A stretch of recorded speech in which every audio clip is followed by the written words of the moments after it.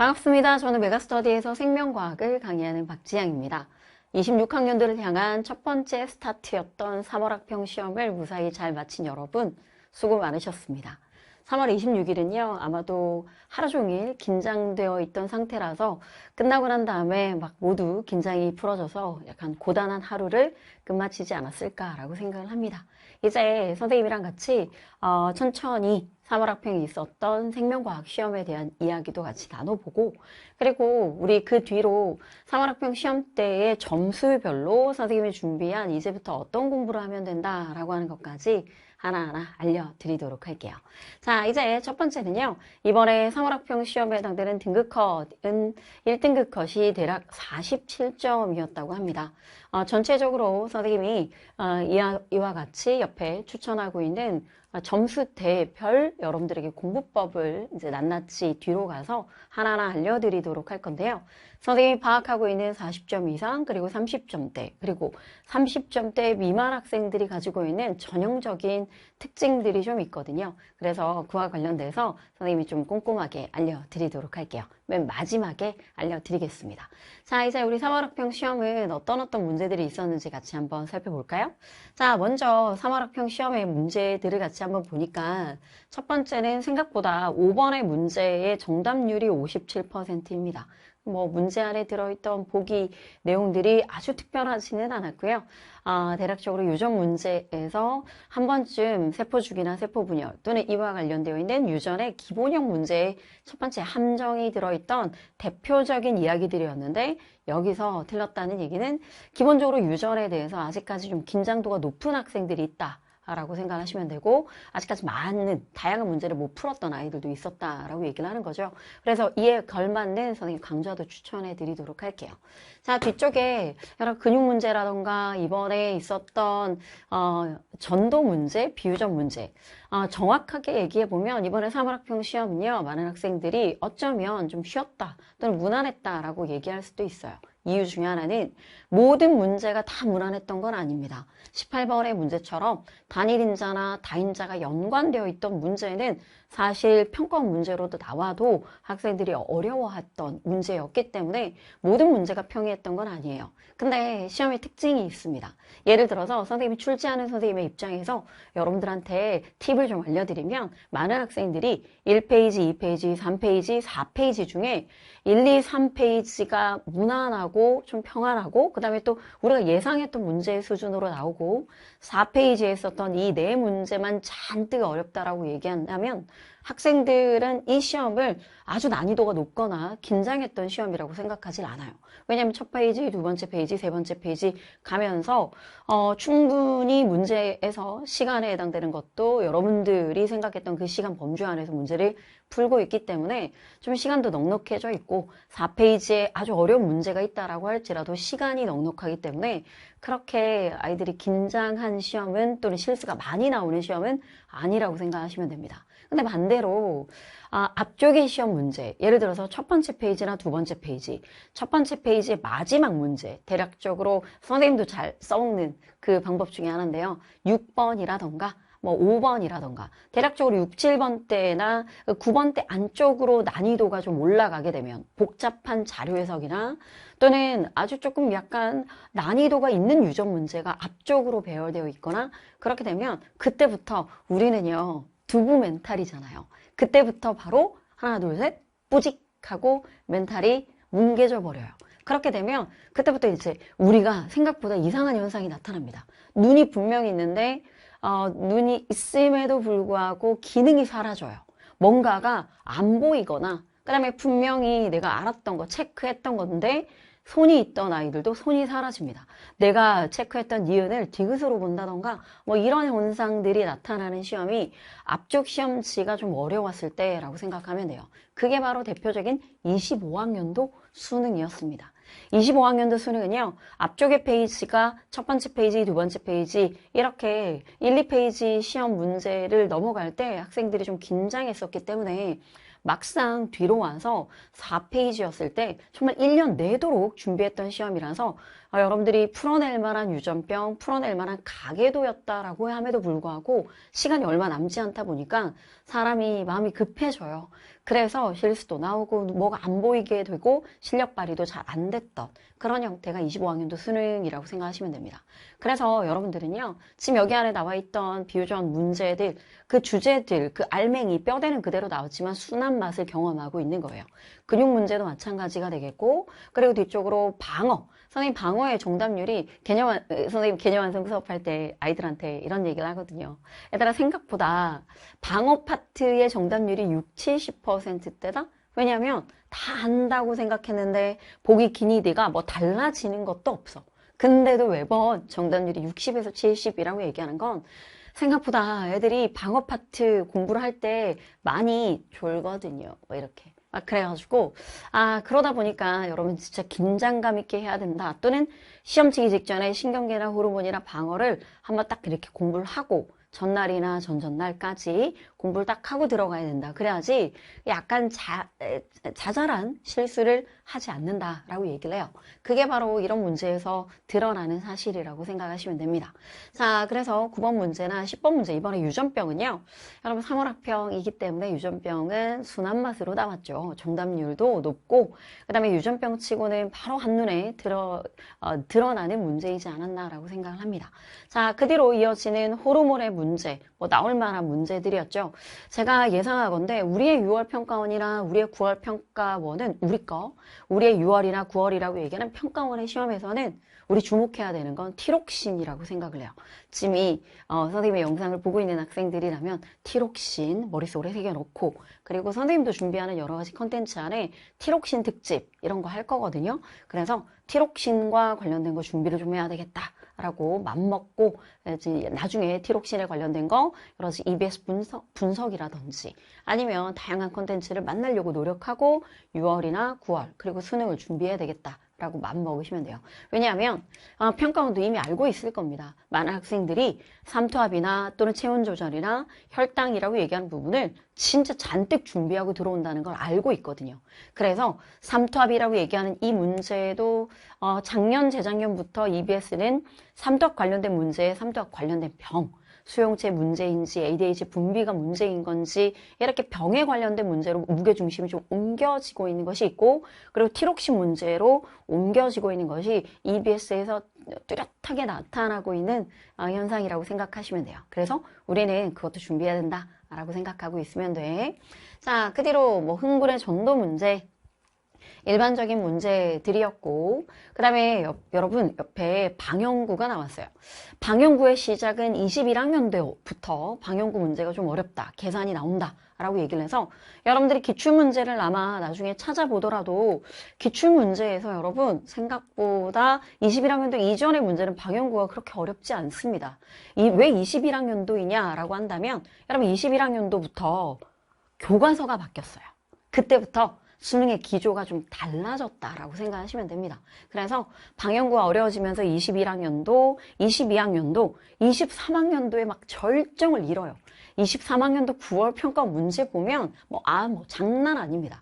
그러다가 24학년도에 이제 이 정도의 문제에서 더 이상 방영구가 너무 복잡한 계산 문제로 번지면 안 된다라고 해서 24학년도 때는 방영구 문제와 다른 문제가 같이 통합형으로 나오는 거. 예를 들어서 방영구 계산과 군집의 천이가 합쳐지는. 선생님 이런 현상은 계속될 거라고 보고요.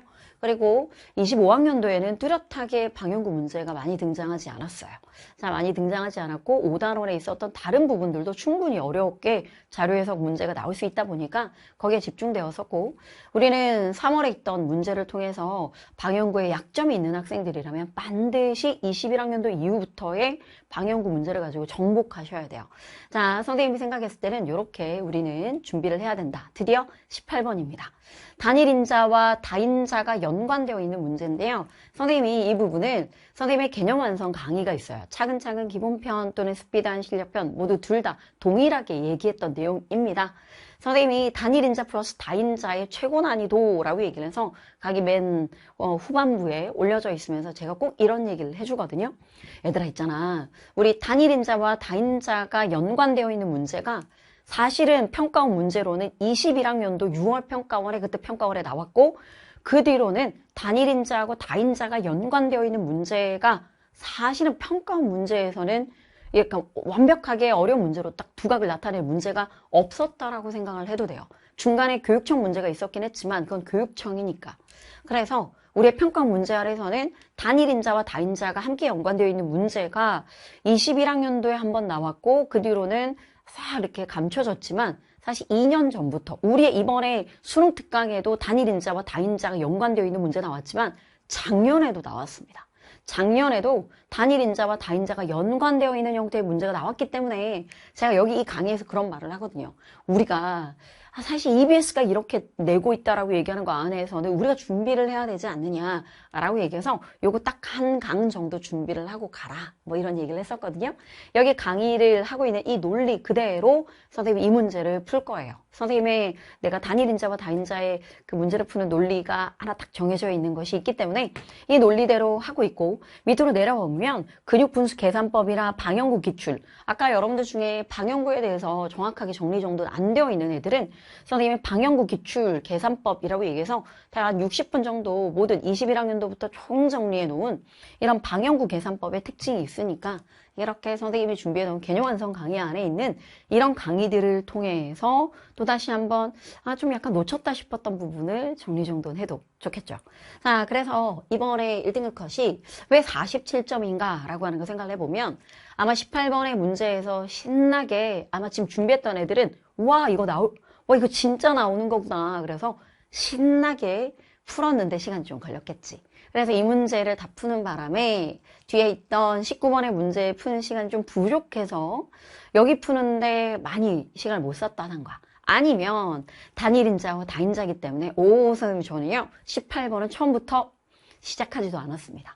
그래서 19번 하고 그래서 정답률이 좀 높죠. 19번에 가계도 문제를 풀고 그리고 난 다음에 18번을 풀려고 했는데 제대로 완성하지 못했다던가 뭐 이런 일들이 벌어지게 됐을 거고 18번하고 19번을 둘 다 맞춘 애들 18번하고 19번 둘 다 유전을 풀어서 맞춘 학생이다 라고 얘기한다면 이런 전략이었을 거거든요. 앞으로 쭉 하고 시간을 당기고 훅 하고 문제를 풀고 자 4페이지에서 충분한 시간 안에 18번하고 19번 문제를 풀어서 만점을 받았거나 아니면 앞쪽에서 빨리 푸는 바람에 실수로 문제를 하나 틀렸거나 뭐 이렇게 선생님은 생각을 합니다.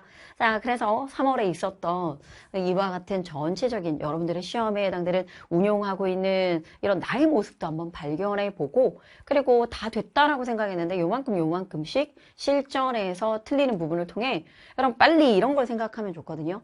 나는 이렇게 자기 스스로 자기 객관화가 빠른 학생들이 발전이 빠르다라고 생각하는데 예를 들어서 이걸 단순한 실수라고 생각하지 않고 내가 좀 약간 조금 그 객관적인 사고인 거죠. 나를 이렇게 딱 꺼내서 내가 다 됐다라고 생각했는데 아직 이 부분이 모자라구나. 얘는 뭐 했구나. 그 다음에 앞쪽에 나는 개념이 다 됐다고 생각했는데 빈 구멍이 있었구나. 이런 것들을 여러분 지금 어느 누구도 다른 사람이 나에 대해서 얘기를 하면 사실은 저도 잔소리 같고 듣기 싫지만 선생님이 선생님을 딱 스스로를 꺼내서 앞에 딱 얹혀놓고 박지향이 박지향을 바라보는 거죠. 그러면 이렇게 스스로 바라보면서 내가 어느 부분은 됐고 어느 부분은 되지 않았는지 이런 것들을 수능을 준비하고 있는 기간 안에 조금이라도 빠른 시간 안에 자기 객관화가 이루어지는 아이들이 이 발전의 속도가 빠르답니다. 알았죠? 자, 그래서 준비한 선생님이 공부법이라고 얘기를 하는 거는 40점 이상인 학생들은 방금처럼 앞부분에서 쭉 하고 달렸고요. 그러고 난 다음에 18번이나 19번까지 시도를 했던 아이들인데 이 만점을 받았던 아이들이 아니라면 이 18번이나 19번에서 시간이 지체되거나 틀렸다라고 얘기를 하는 거라 고난도 유전 그러니까 기출문제 중에서도 귀여운 유전 먼저 시도하지 마시고요. 그 DNA표나 OX 문제 중에서도 어렵다라고 얘기하는 문제에 정면 돌파하세요. 정면 돌파를 할 수 있는 시기가 4월입니다. 4월에 정면 돌파를 해야 5월이 되어서 이 모든 걸 총정리하고 그 다음에 여러분 실전 모의고사도 풀어보면서 전체를 아우르는 시험지에 전체를 아우르는 실전의 능력이 길러지게 되거든요. 그래서 고난도 유전이라고 얘기하는 유전에 있었던 기출 문제 안에 난이도가 높은 거 DNA표, OX표 중에서도 정답률이 50 이하 25학년도 수능이었던 문제들도 마찬가지고 이게 아니다라고 얘기한다면 사람의 유전, 단일인자, 유전병, 가계도 이런 부분들을 다 모두 다 거두절미하고 툭 하고 거두절미하고요. 전도 근육도 우리 5월에 합시다. 툭 하고 내려놓고 그럼 고난도 유전이라고 얘기하는 이 유전의 기출 문제의 난이도 높은 문제로 몰입하는 거예요. 선생님 지금 스킬로 분석하는 기출 완성 강좌의 특징이 딱 이래요. 4월에 우리 난이도 높은 유전을 끝까지 한번 달려보자. 뭐 이렇게 얘기를 하는 부분이 있거든요. 자, 그래서 그 부분에 집중하셨으면 좋겠고요. 그 다음에 두 번째는 30점대인 학생들이 딱 이런 친구들이에요. 나는 어느 정도 됐다라고 생각했는데 이 부분에 구멍이 있는 학생들. 어찌 보면 이 개념 강의를 들었을 때 이 개념 강의도요, 자, 각 잡고 정말 꼼꼼하게 나만의 노트 만들어 가면서, 그 다음에 또 그 안에 비유전에 해당되는 문제를 기출 문제로 대입해 가면서 문제 풀면서 완전히 다져놓고 가는 애들 있고, 한 바퀴 훅 하고 돌거나, 아니면 했다라고 생각하고 그냥 눈으로만 공부하는 학생들이 있거든요. 여러분 생각보다 개념이요, 눈으로만, 왜 여러분, 나중에 의대를 가거나 약대를 가거나 아니면 되게 공부를 많이 해야 되는 여러 과를 갔었을 때 눈으로만 공부하지 않고 하나하나 전체적으로 총정리를 하듯이 자신만의 무언가를 만드는 공부가 왜 계속 이어져야 되는 걸까요? 왜냐면 인간은 까먹기 마련이거든요. 그래서 자 30점대 있는 학생들은 내가 생각보다 했다라고 생각하는데 내가 지금 좀 약간 붕붕 떠서 공부를 하는 건 아닌가라고 생각해서 신경계 호르몬 방어 그리고 5단원만큼이라도 내 것을 하나 만드는 거에 먼저 목적을 가지고 개념 완성 강의를 이런 경우라면 개념 완성 강의 안에 완강이 덜 되어 있는 애들인 경우도 많아서 완강하는 거 차근차근 기본편이든 스피드한 실력편이든 그거 선생님이 추천합니다. 자, 마지막으로 30점대 미만인 학생들이 있을 건데요. 이런 학생들을 나는 이렇게 생각해요. 이번에 여러분 우리 문제에서 보면 비유점 파트의 문제가 아주 심각하게 어렵지는 않았거든요.